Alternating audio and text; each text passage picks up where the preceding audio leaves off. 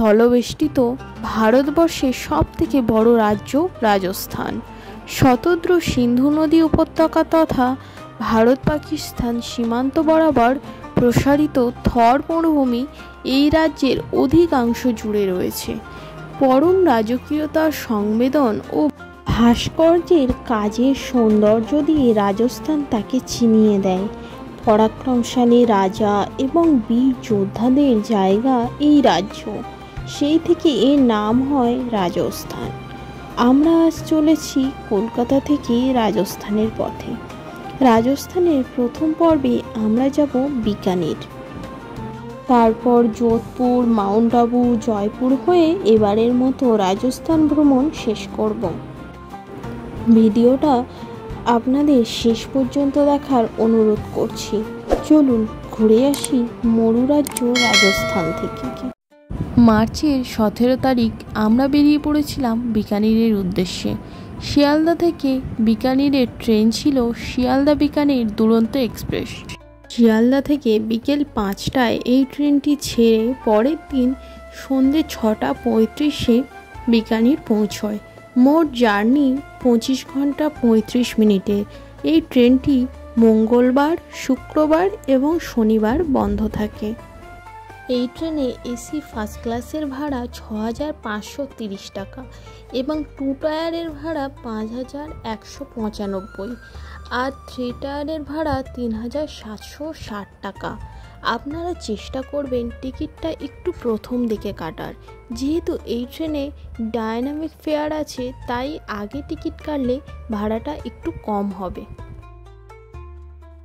Train ছাড়ার কিছুক্ষণ পরেই আমাদের কাছে চলে এলো সন্ধ্যার স্ন্যাক্স। এই ট্রেনের প্রথম স্টপেজ হলো ধানবাদ।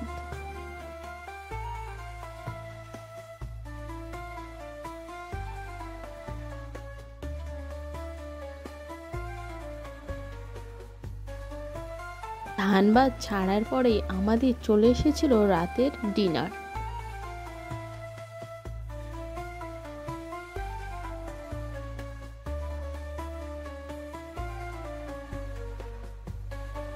সকাল 6টা বাজতে না বাজতেই চা আর বিস্কুট দিয়ে গেল।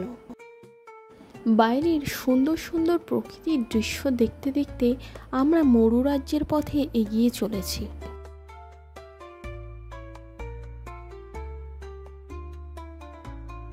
সকাল 8টার দিকে আমাদের ব্রেকফাস্ট দিয়ে গেল। তারপর আমাদের একটা ভেজ আর একটা নন ভেজ ছিল। এই খাবারটা কিন্তু আপনারা ভেজে পাবেন, নন ভেজে পাবেন না।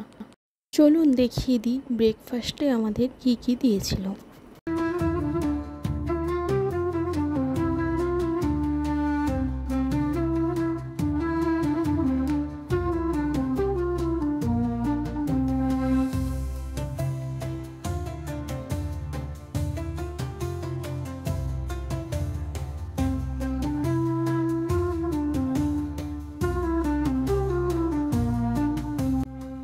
আমরা এখন যমুনা নদীর উপর দিয়ে এগিয়ে চলেছি আমাদের গন্তব্যের দিকে।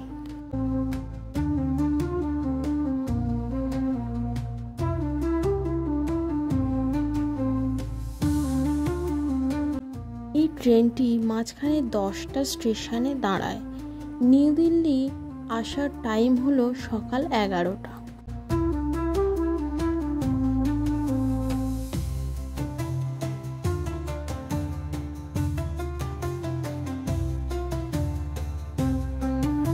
নিউ দিল্লি ছাড়ার 1 ঘন্টা বাদেই আমাদের দুপুরের লাঞ্চ চলে এলো।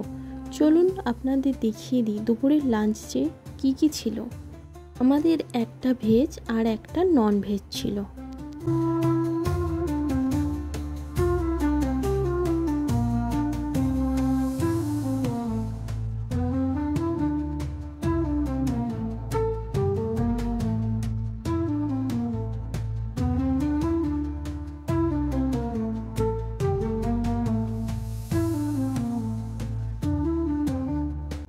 বাইরের সুন্দর প্রকৃতির দৃশ্য দেখতে দেখতে আমরা দুপুরের লাঞ্চ সেরে নিলাম।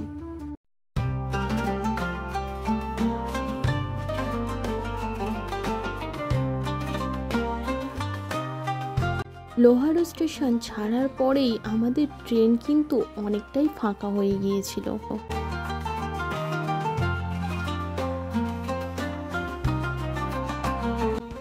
এখন আমরা আছি চুরু জাংশন। এই চুরুকেই থর মরুভূমির প্রবেশদ্বার বলা হয়। এই চুরু স্টেশন পেরোনোর পর থেকেই একটু একটু করে মরুভূমি আপনাদের চোখে পড়বে।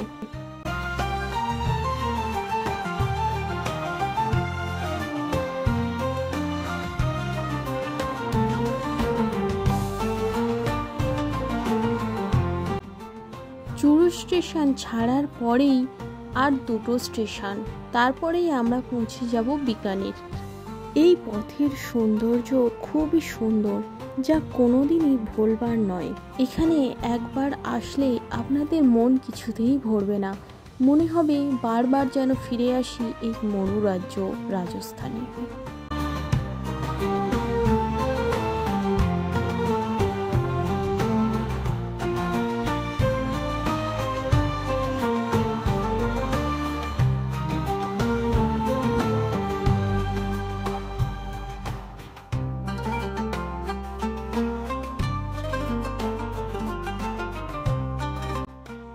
আমরা এখন আছি রতনগড় স্টেশনে।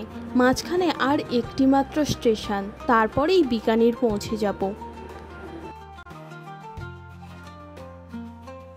এখন আমাদের কামরাটা প্রায় খালি হয়ে গিয়েছে।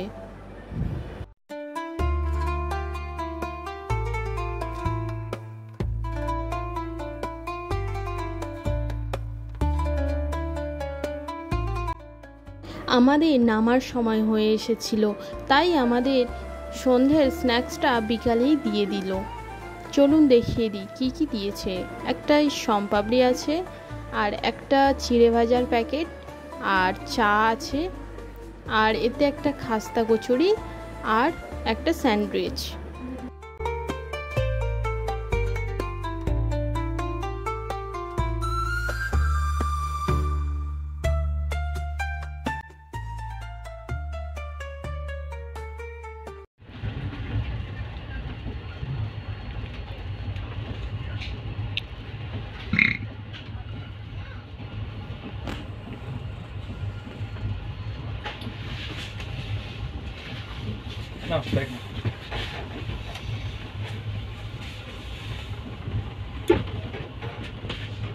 আমাদের ট্রেনটা যে টাইম ছিল তার 15 মিনিট আগেই আমরা পৌঁছে গিয়েছিলাম বিকানির।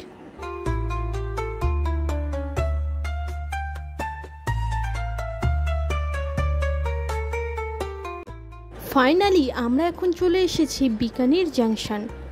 আমাদের ট্রেনটা দিয়েছিল 2 নম্বর প্ল্যাটফর্মে। আমরা এখন 2 নম্বর প্ল্যাটফর্ম থেকে 6 নম্বর প্ল্যাটফর্মে যাচ্ছি, কারণ আমাদের হোটেলটা ওই দিকেই। আপনাদের একটু উপর থেকে স্টেশনটা দেখিয়ে দিই।